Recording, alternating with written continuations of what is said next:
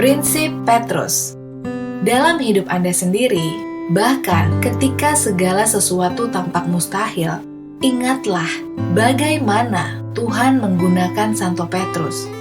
Oleh Brenda Morrow.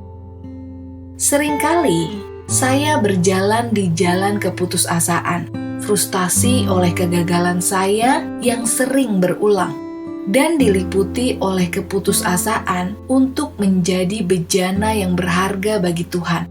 Tahukah Anda perasaan itu?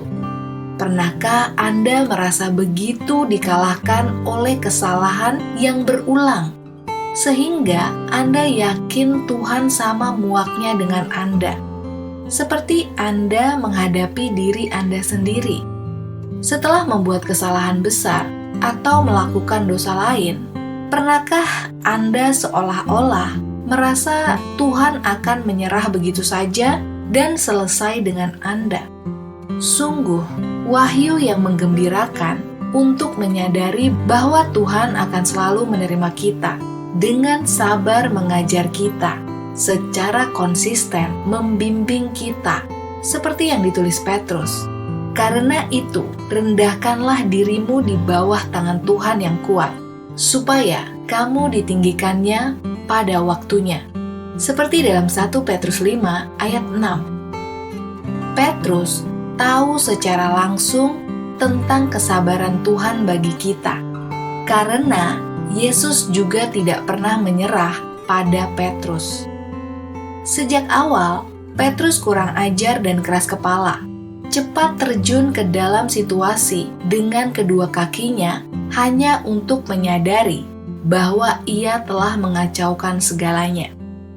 Namun, dalam Matius 16 ayat 18-19, Yesus berkata kepada Petrus, "Engkau adalah Petrus, dan di atas batu karang ini aku akan mendirikan jemaatku, dan alam maut tidak akan menguasainya.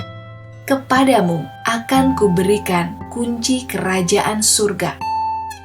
Orang yang keras kepala dan kurang ajar ini, yang tenggelam di dalam air, yang memotong telinga prajurit, yang menyangkal Kristus 3 kali, akan menjadi batu fondasi tempat Yesus akan memulai gerejanya.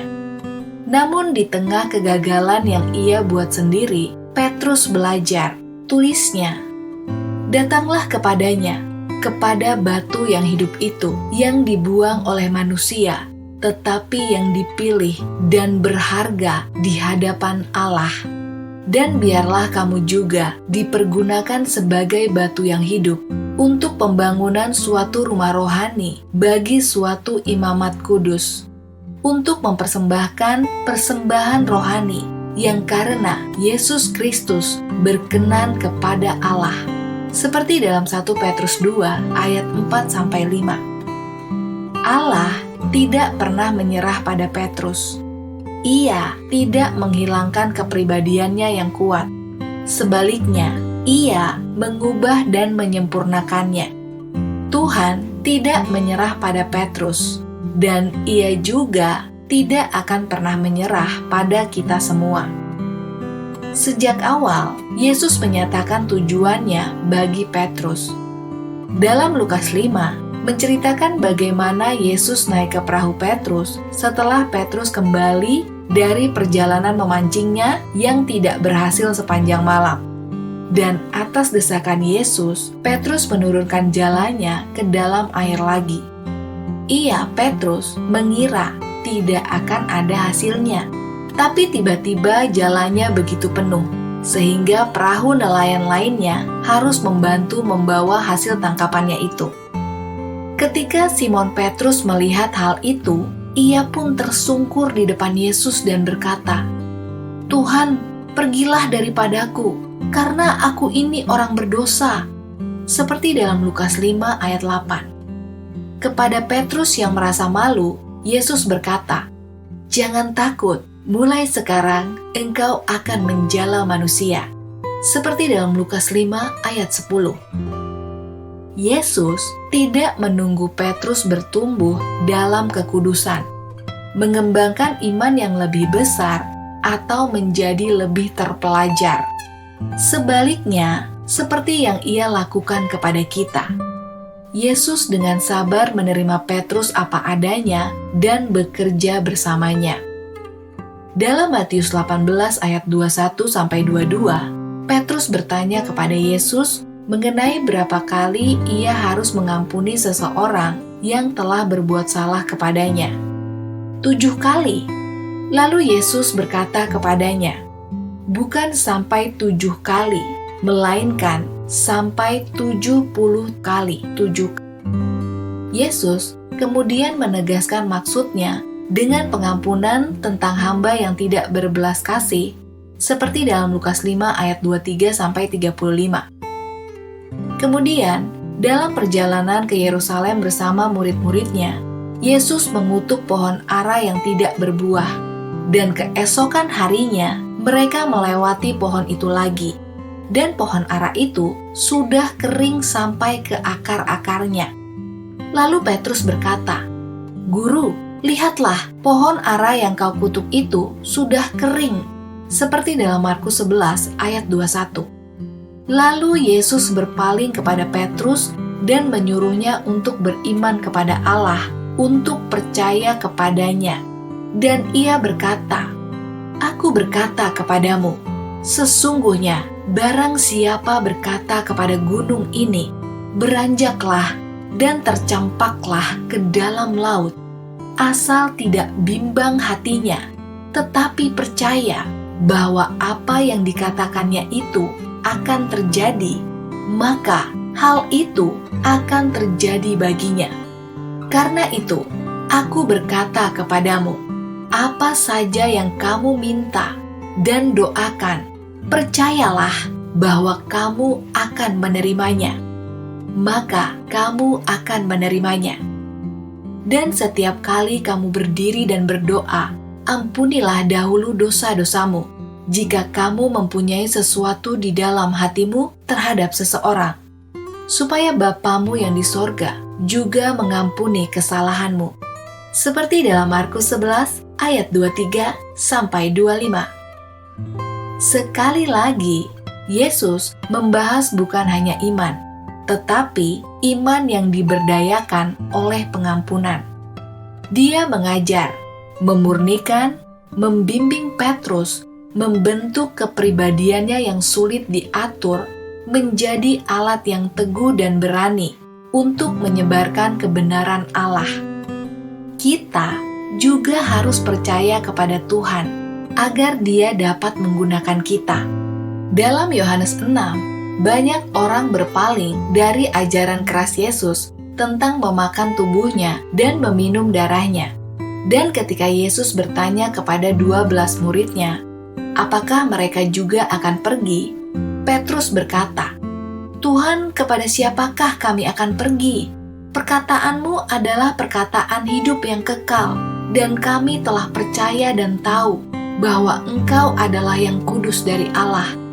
Seperti dalam Yohanes 6 ayat 68-69. Petrus mendengarkan Yesus dan menyatakan kepercayaannya kepadanya. Dengan menghabiskan waktu dengan firman Tuhan dan berdoa dengan setia, kita juga dapat bertumbuh dalam Kristus. Namun, sekuat iman Petrus akan goyah lagi dan lagi, seperti halnya kita. Bergembiralah, karena bahkan ketika kekuatanmu melemah, Yesus tidak akan pernah goyah. Dalam Matius 14, Yesus memberitahu para murid untuk pergi dengan perahu, sementara Dia pergi untuk berdoa. Ketika para murid berada di perahu yang jauh dari daratan, badai datang. Ketika mereka melihat keluar dan melihat Yesus berjalan di atas air ke arah mereka, mereka berteriak, "Itu hantu! Itu hantu! Itu hantu!" Tetapi Yesus berkata kepada mereka untuk tidak takut, sebab itu hanya Dia. Lalu Petrus berseru, "Tuhan, jika itu Engkau, suruhlah aku datang kepadamu di atas air." Dan Yesus berkata, "Datanglah."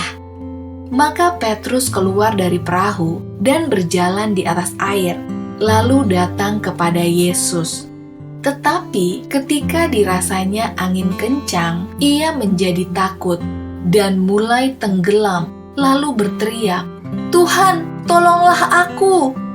Dan segera Yesus mengulurkan tangannya, memegang dia dan berkata, "Hai orang yang kurang percaya, mengapa engkau bimbang?" Seperti dalam Markus 14 ayat 29-31.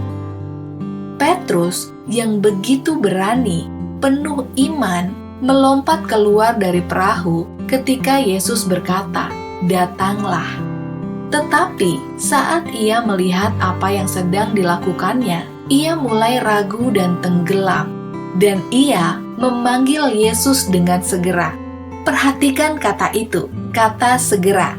Yesus mengulurkan tangannya dan memegangnya. Yesus memarahi Petrus karena kurang imannya. Tetapi hal itu tidak pernah mengurangi kasihnya kepada Petrus. Kasihnya kepada kita juga tidak akan pernah berkurang.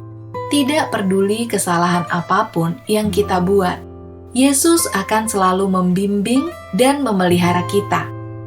Ketika mata kita tertuju kepada Bapa, kita juga akan berjalan dalam kejadian-kejadian yang menakjubkan. Namun seperti Petrus, ketika kita membiarkan mata kita beralih kepada keadaan kita, alih-alih berpaku kepada Yang Maha Kuasa, kita akan jatuh. Ya, berapa kali saya membiarkan diri saya berpaling dari Tuhan dan terombang-ambing dalam tekanan situasi. Namun, saya telah berulang kali menemukan bahwa bahkan jika dosa saya menyebabkan saya tenggelam, Tuhan akan segera menjangkau saya ketika saya memanggilnya. Saya mungkin tidak menyadari keterlibatan langsungnya pada saat itu. Tetapi dalam retrospeksi atau renungan, saya selalu melihat karya tangannya yang lembut dan instan. Tidak peduli seberapa buruk kejahatan Anda atau perasaan kalah Anda, dan ketika Anda memanggilnya, Yesus akan mengulurkan tangannya dan merawat Anda. Segera, selalu, titik. Seperti juga yang tertulis dalam 1 Petrus 5 ayat 7. Serahkanlah segala kekhawatiranmu kepadanya, sebab Ia yang memelihara kamu. Ketika Yesus mengangkat kita, Ia mengangkat kita ke tingkat yang lebih tinggi. Seperti yang selalu Ia lakukan kepada Petrus, terlepas dari kegagalan Petrus. Ketika Yesus bertanya, "Siapa yang menyentuhnya?" Petrus dengan lembut memberitahunya, "Guru, orang banyak mengerumuni dan mendesakmu." Seperti dalam Lukas 8 ayat 45. Namun, Yesus tahu bahwa ada kuasa yang keluar dari dirinya, dan perempuan yang menyentuh jubahnya disembuhkan. Meskipun rasul kepala itu tidak mengerti. Meskipun Petrus kurang menyadari kuasa dan kemuliaan Allah, Yesus membawa dia, Yakobus, dan Yohanes ke dalam ruangan saat ia membangkitkan putri Yairus yang berusia 12 tahun dari kematian. Seperti dalam Lukas 8 ayat 49-56. Dan sekali lagi, Petrus, Yakobus, dan Yohanes yang dibawa ke Gunung Tabor untuk mengalami transfigurasi.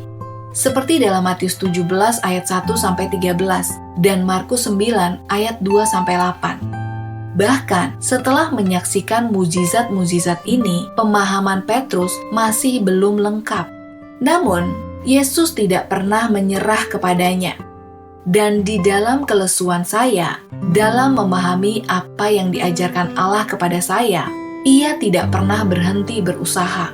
Dan Ia juga tidak akan pernah berhenti mengembalakan Anda. Dalam Matius 16, Yesus bertanya kepada para murid tentang Dia siapa menurut orang-orang. Lalu mereka menjawab bahwa beberapa orang mengatakan bahwa Dia adalah Elia, atau Yohanes Pembaptis, atau Yeremia, atau nabi lainnya. Lalu Yesus bertanya kepada mereka, "Menurut kamu, siapakah aku ini?" Jawab Simon Petrus, "Engkau adalah Kristus, Anak Allah yang hidup." Dan jawab Yesus kepadanya, "Berbahagialah engkau, Simon bin Yunus, sebab bukan manusia yang menyatakan itu kepadamu, melainkan Bapa-Ku yang di surga." Seperti dalam Matius 16 ayat 15 sampai 17. Di sini, Yesus senang dengan iman Petrus yang kuat. Namun, tidak lama kemudian, Yesus memberitahu para rasul apa yang akan terjadi padanya setelah ia ditangkap, kematiannya, dan 3 hari kebangkitannya. Dan Petrus berseru bahwa hal yang mengerikan seperti itu tidak akan pernah terjadi.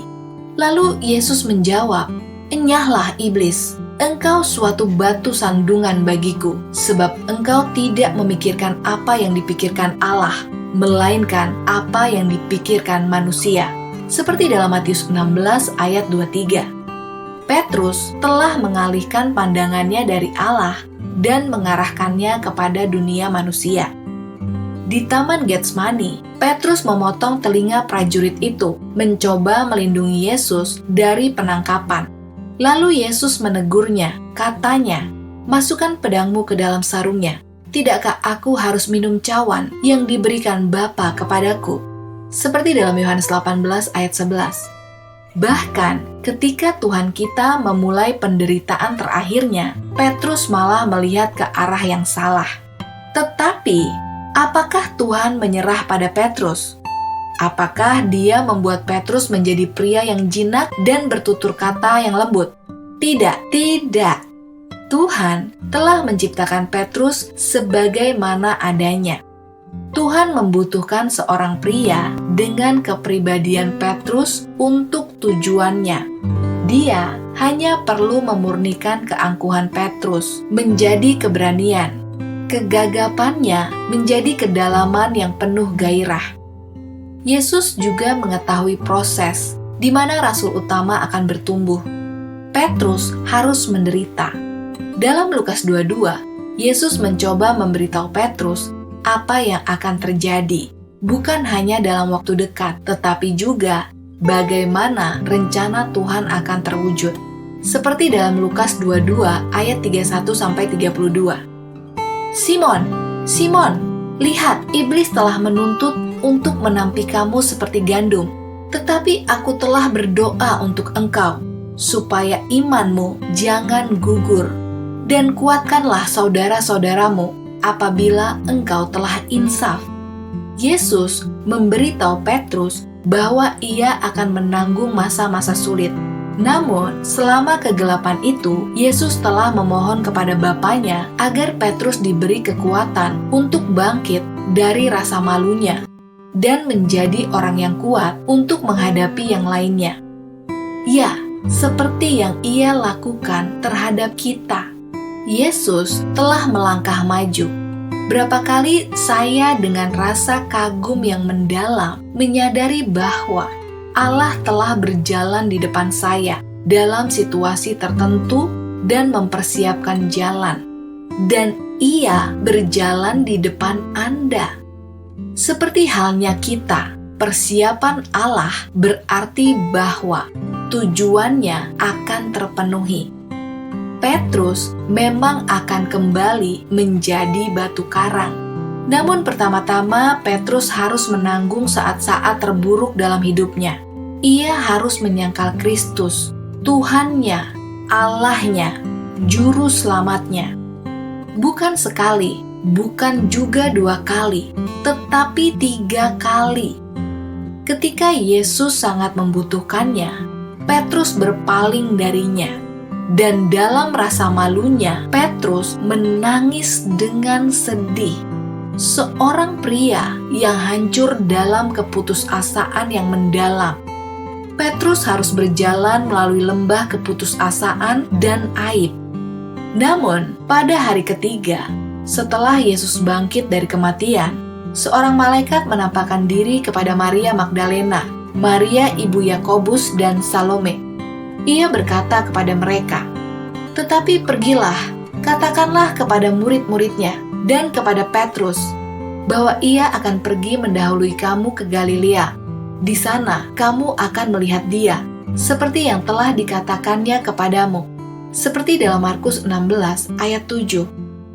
Allah mengutus malaikatnya untuk memastikan bahwa para murid dan Petrus diberitahu.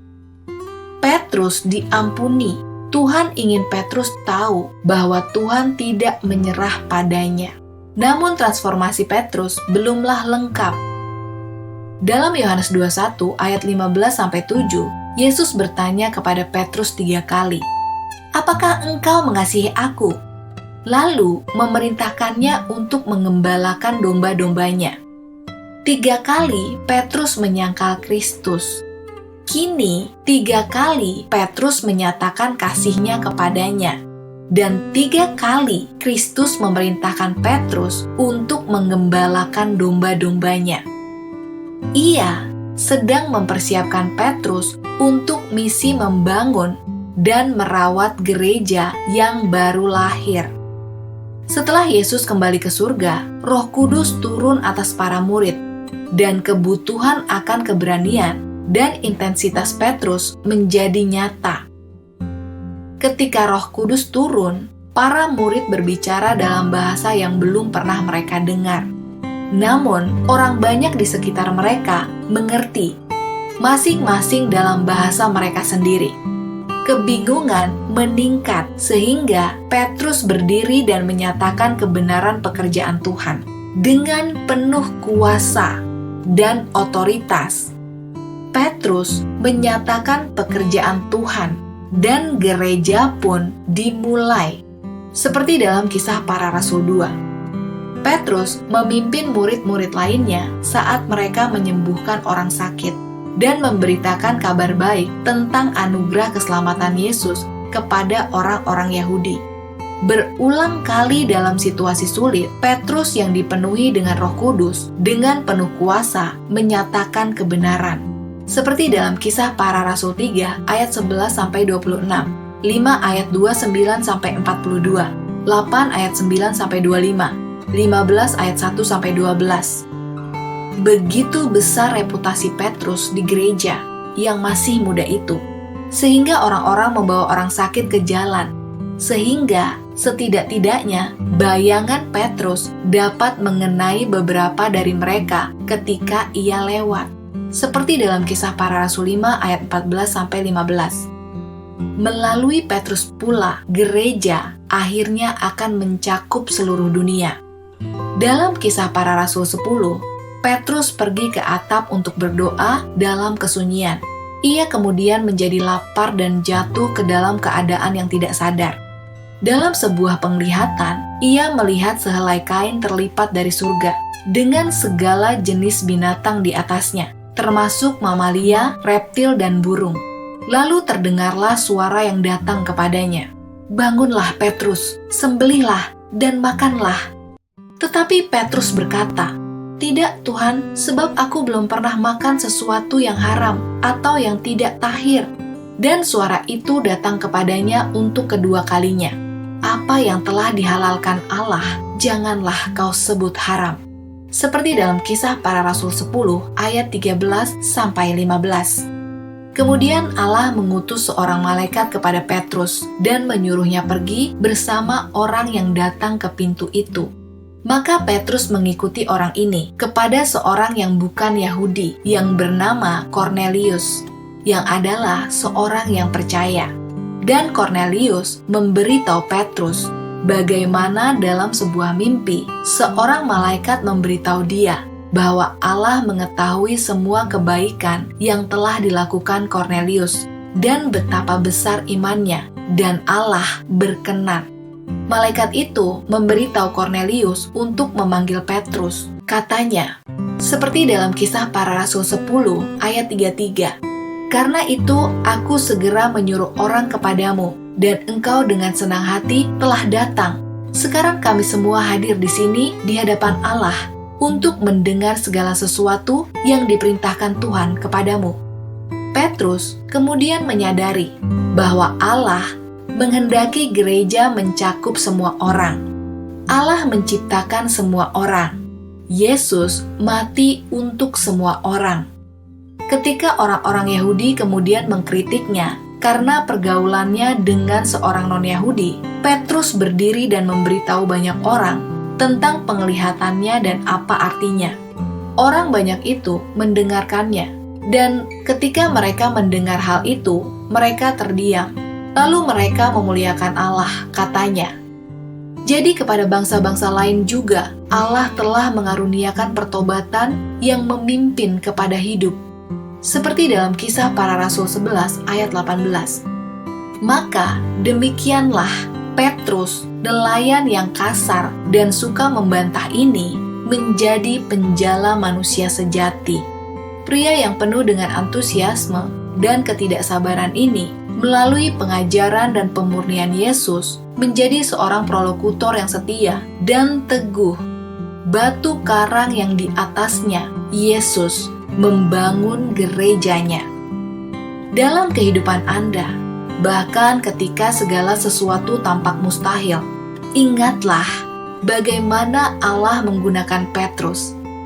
Rencananya bagi Anda melampaui impian Anda yang paling luar biasa.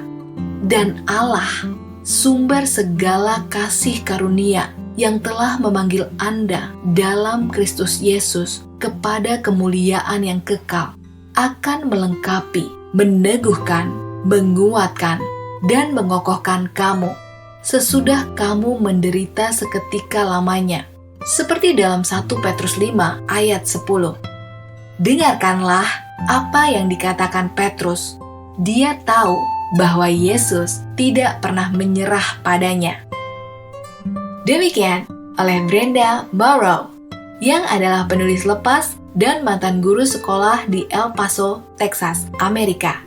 Semoga hal ini dapat menjadi inspirasi iman kita semua. Dan ingatlah untuk selalu tetap setia pada iman Katolik kita. Sampai jumpa lagi bersama saya, Benedikta. Salam sukacita.